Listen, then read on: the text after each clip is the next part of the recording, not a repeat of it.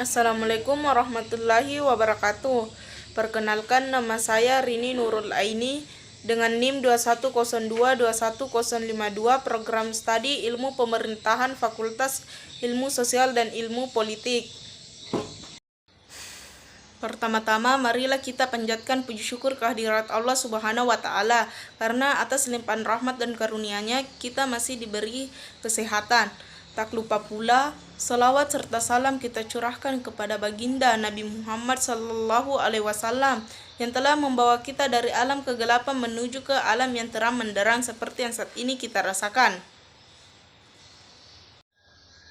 Hello guys, how are you? I hope you are well.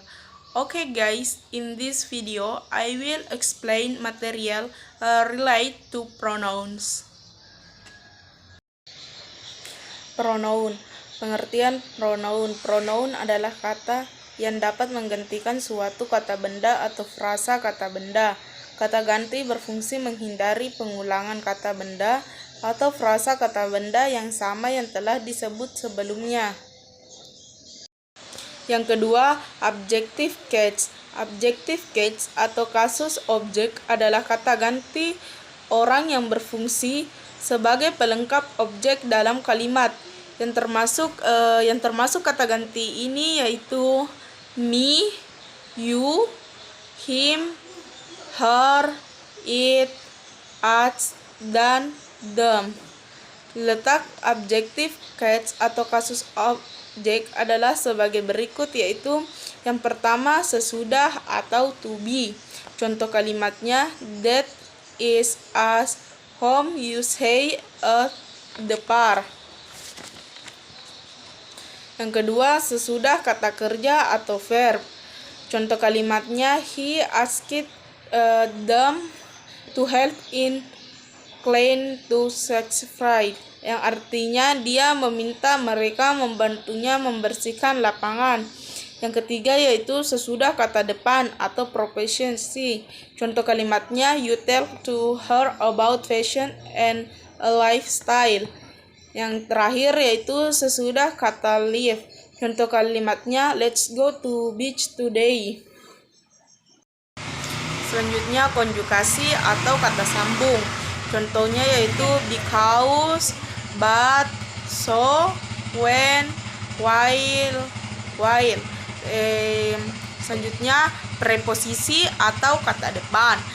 Itu contohnya in, an, at, next to, in front of, and out. Interjesi atau kata seru.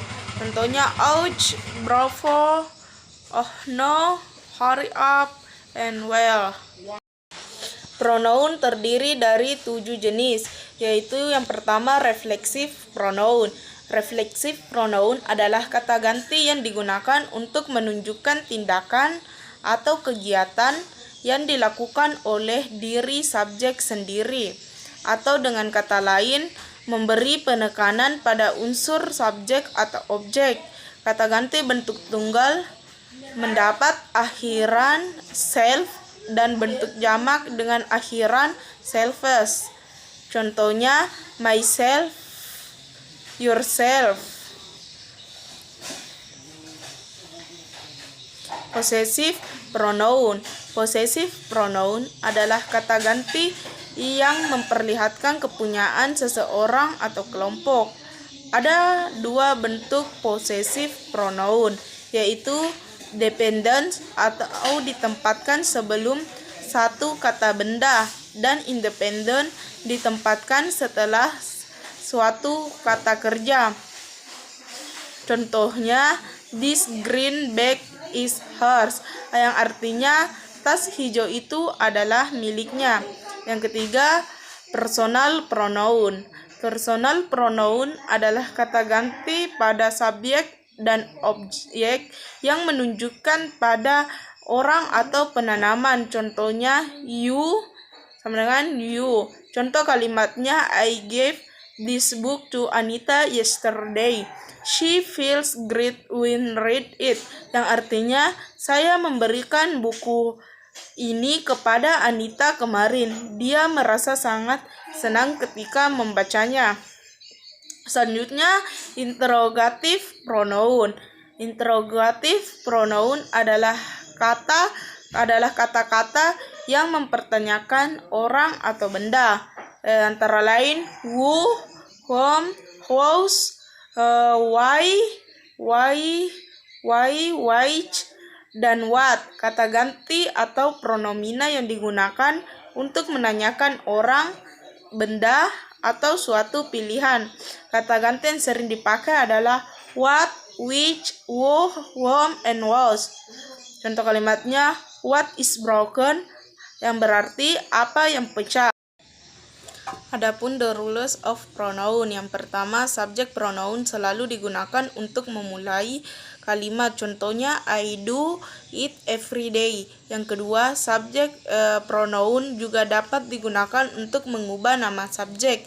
Contohnya it was she who decide we shall go to Hawaii. Yang ketiga, indefinite pronouns tidak memiliki antecedents atau kata yang pendahulunya. Mereka berdiri sendiri. Contohnya, no one likes the sound of fingernails on a cowbar. Yang keempat, object pronouns. Object pronouns digunakan sebagai objek langsung, objek tidak langsung, dan objek proposisi. Yang kelima, possessive pronouns. Possessive pronouns sudah menunjukkan kepemilikan, maka tidak perlu lagi menggunakan opposite of. Contohnya, the cat hit its white scars. Fungsi pronoun. Fungsi pronoun yang pertama yaitu noun phrase.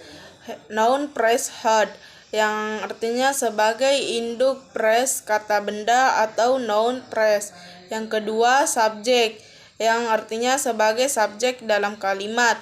Yang ketiga, subject complement, yang artinya sebagai pelengkap kalimat. Yang keempat, direct object, yang artinya sebagai objek langsung.